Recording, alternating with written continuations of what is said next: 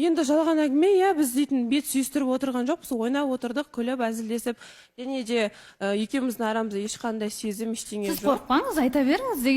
Егер Тимур солай орынсыз әзілдеп жүрген болса, мен Тимурға айтайын деп отырмын. Жоқ, біз екеуміз әзілдесіп отырдық, ойнап, күліп, себебі бәрі бізді қосып кетті, сол себепті біз жеке шыққан жоқпыз, барлығымыз қатысушылар болып шықтық, сол себепті барлығымыз ойнап күліп отырған соң эфирге шығып, солай отырдық. Сандуғаш, сол бірге отырдық дегенде, сіз сол отырысты айтып отырсыз ғой. Жоқ, бетіңді сүйгізгенің рас қой, енді бетімді сүйгізген жоқпын ғой. Басқа біреу болды ма? Одан бөлек Бауса ханым, кім болды сол жерде? Бауса ханым, жанына сөзімді аяқтай салсам болады? Аяқтаңыз. Стористеріне де содан кейін жарасып тұрмыз ба дегендерін қалай сонда, қалай түсінеміз екеуіңді? Сендер екеуіңді қоссын деп, екеуіңді әңгіме айтсын деп әдейі шығарып тұрсыңдар ғой бұны? Жанна? Мен де сол кеште тамақтандым бірге бұна балдармен. Мен айтайын деген, мысалы, Темір үлкен жігіт қой.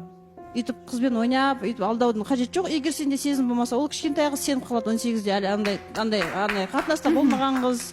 Біріншіден, екіншіден Заринаға айтатын, қыздар үйтіп қолына сүйгізіп, қолына ұстатуға үйтіп жүрмейтін жігітпен болмайды. Өйткені қызға сөз ереді, жігіттің ешнәрсесі кетпейді. Қыздың артынан сөз ереді. Айдана? Бауса ханым, қайырлы күн. Жалпы мен айтқым келеді, барлығына бірдей топырақ шашпаймын, бірақ дегенмен де біздің жобадағы көп жігіттердің бұл өздерінің сондай методтары бар да, осылай жасайтын. Жаңадан қыз келсе, осылай сырттан тамырларын басып көреді.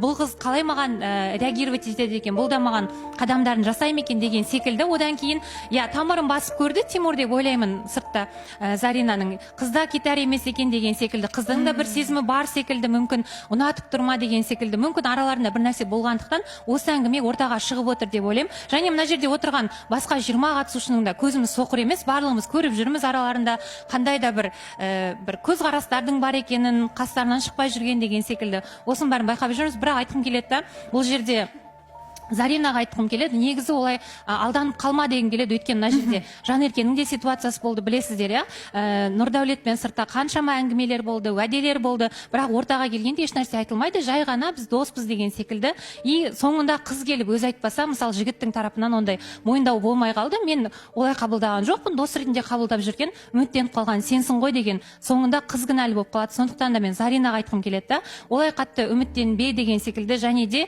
өзіңді жоғары ұста деп айтқым келеді. Сезімі бар жігіт мына жерге ортаға келіп айтады деп ойлаймын. Осылай танысып көргім келеді, жобаның шарты бойынша деген секілді барлығын елдің алдында айтады деп ойлаймын. Жамбыл.